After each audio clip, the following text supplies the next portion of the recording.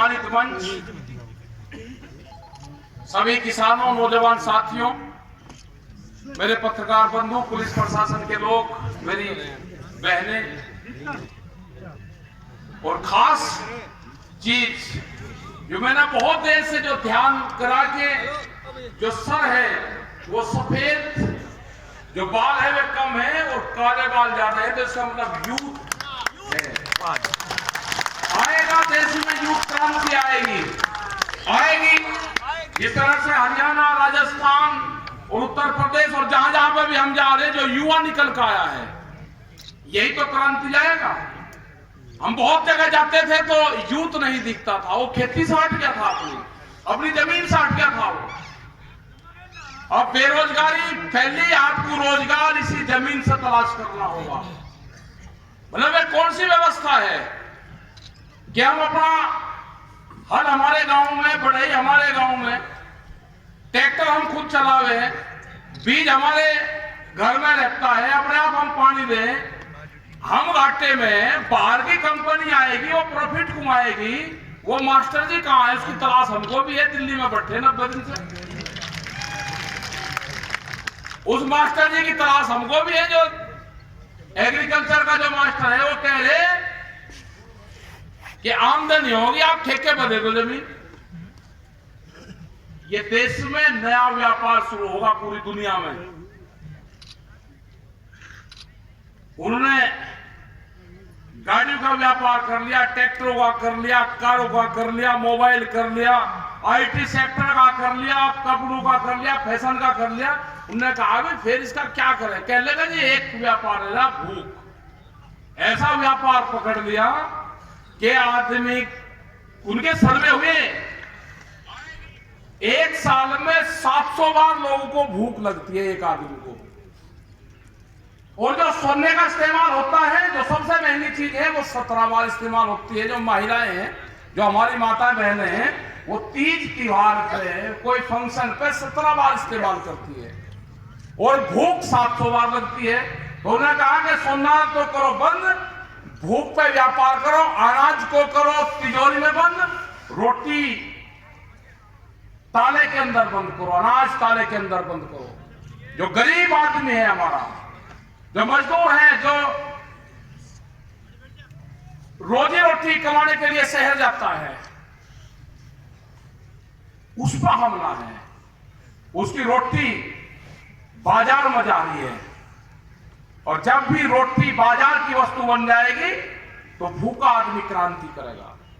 अभी नहीं, अभी तो कीमत, आपने अगर फ्लाइट में आप गए होंगे तो टिकट सुबह के टाइम कुछ रहता है, शाम के टाइम कुछ रहता है। अगर ये पता चल गया कि हवाई जहाज में 2 टिकट है, 2 सीट है और लेने वाले 5 है, तो कीमत बढ़ा देते हैं। यही हाल भूख पे रोटी का हाल होगा। आपको तैयार रहना है पूरा। हमने 1 लाख ट्रैक्टर गए, दिल्ली में 3.5 लाख ट्रैक्टर गए। अगला टारगेट 40 लाख ट्रैक्टरों का है, 40 लाख ट्रैक्टर पूरे हिंदुस्तान भर से। और ये होंगे, आपने देखी होंगी, खबरें पढ़ी होंगी पूरी दुनिया में। और किसान आंदोलन ट्रैक्टर से हो रहे हैं, वो यहां से सीख ले रहे हैं आपके यहां से। ट्रैक्टर ही किसान का टैंक है। आप कच्चे पक्के में कुछ चढ़ाओ, आप बैरियर तोड़ो, दीवार तोड़ो, तारबंदी करो, इतना बढ़िया लगे, बड़े बड़े बम्पर लग रहे, फटाक से तोड़ता है दीवार। हल, ये कहते हैं कि हल कैसे निकलेगा? हम तो बंजर भूमि में बीज डालते हैं, उस साल निकालते हैं। ये तो दिल्ली की सरकार है, आप कील बो, आप कटीले तार बो, आप डबल तार उसके ऊपर लगाओ। वो इलाज है हमारे पास में जो डबल तार लगा रखे ने।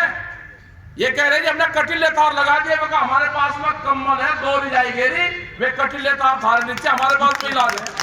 सब इलाज है किसान के पास में। कटीले तारों के ऊपर 2 रिजाई घेर दो, तार नीचे, आदमी ऊपर। अत्याचार देखो, सिख कौम को बदनाम करने की कोशिश करेगी। जब कोरोना काल था तो उनके आगे पुलिस के, दिल्ली पुलिस पूरी प्रेम निकाल ली उनके आगे। 1.5 लाख और 2-2 लाख लोगों का रोज उन्होंने खाना दिया। और अत्याचार 28 तारीख की रात को हमने कहा कि जो जवान हैं ये तो हमारे ही परिवार से है, आप लाठियां भी चलाओगे हम इनको खाना भी देंगे। जब उनका खाने का इंतजाम नहीं हुआ ना, एफआईआर लिखी जा रही है, वही रात को एक तरफ एफआईआर लिखी जा रही और एक तरफ कह रहे जी 800 लोगों का 1500 लोगों का आप खाना दे दो। रात को 18 तारीख की उसको 28 तारीख की रात, मतलब एक तरफ एफआईआर लिखी जा रही और एक तरफ कह रहे जी पुलिस का इंतजाम नहीं हुआ, मका हमारे बालक हैं इनको खाना भी मिलेगा। एक तरफ एफआईआर लिखो और एक तरफ हम इनको भोजन देंगे। इनकी लड़ाई कोई नहीं लड़ रहा। हमने 10 साल पहले प्रपोजल बना के दिए सरकार को कि क्वार्टर इनका कौन सा होगा, कितने साइज का होगा। अब 700 800 फीट का क्वार्टर दोगे आप इनको? इनका कोई रिश्तेदार नहीं आ सकता उसमें, इनके माँ बाप उसमें नहीं रह सकते। आप ड्यूटी लोगे 24 घंटे की और क्वार्टर दोगे आप इनको 700 स्क्वायर फीट का। हमने दिए इनको प्रस्ताव बना के आज से 15 साल पहले कि पुलिस की क्या पॉलिसी होनी चाहिए। उनका क्वार्टर का साइज 1500 से नीचे इसका क्वार्टर का साइज नहीं होना चाहिए। उससे आप ड्यूटी किसी भी कोने में आप ले लो, 800 किलोमीटर ड्यूटी लो उससे, लेकिन उसके बच्चों का जिम्मेदारी तो आप लोगे, उसके माँ बाप वहां पे रह जाए उसकी जिम्मेदारी तो आप लोगे। जो हमारे फोर्सेस के लोग जो बॉर्डर पर पड़े हुए हैं उनको आप पेंशन नहीं दोगे, कर्मचारियों को पेंशन नहीं दोगे, एमपी और एमएलए को पेंशन होगी। अरे प्रधानमंत्री एक बार कह के तो देखो, जो एमपी एमएलए अपनी पेंशन छोड़ना चाहता है, आपकी ये कितनी बात मानते हैं? गैस के सिलेंडर तो हमारे आम जनता ने छोड़ दिए, सब्सिडी। आप एक बार कह के तो देख लो। ये आखिरी बादशाह है लुटेरों का, आखिरी बादशाह, इसको दिल्ली से भगाना पड़ेगा। ये लुटेरों का आखिरी बादशाह है जो रोटियों पे कीमत लगाता हो। इनको झंडे और देश से मोहब्बत नहीं है, इनको कोई लगाव नहीं है देश के झंडे से, देश से।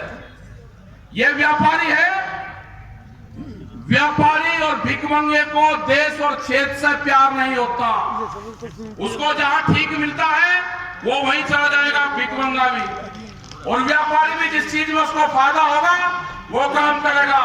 ये लड़ाई लंबी चलेगी जब तक एमएसपी पे कानून नहीं बने। हमने 2002 के आसपास में आपकी विधानसभा पर बाजरे की जलाई करी थी, बाजरे की राजस्थान में। जब उस टाइम का रेट था 200-250 रुपए क्विंटल का रेट था, 300 रुपए का। ये लड़ाइयां लंबी लड़ी जाएगी, आपको भी बहुत टाइम हो गया। आप तैयारी रखो, दिल्ली की अपनी कटाई कर लो और दिल्ली की तरफ को भी आप भी निगाह रख लो। और ट्रैक्टर से लड़ाई होगी, ट्रैक्टर से दिल्ली की तरफ को अपना सामान बांधा, रोटी ली और अपने गांव की मिट्टी जरूर लेकर आना, क्योंकि जब आप दिल्ली में लड़ाई के लिए जाओगे तो गांव आपका याद जरूर आएगा, आपका फार्म हाउस याद आएगा।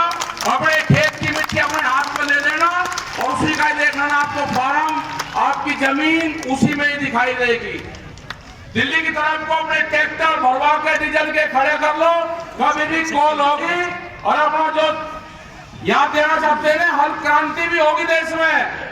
हल क्रांति में क्या क्या औजार इस्तेमाल होते हैं उनका नाम तो लेते भी, वो सिंगे भी इस्तेमाल होते हैं जो हिरण के सिंग में हो, उसका नाम तो कुछ हो रहे वे कहते हैं, फिर पत्रकार कहेंगे जी आपने कुछ कह दिया।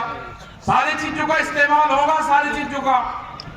हल क्रांति होगी देश में, हल क्रांति, उनको इस्तेमाल करना, उनको लेकर भी आना।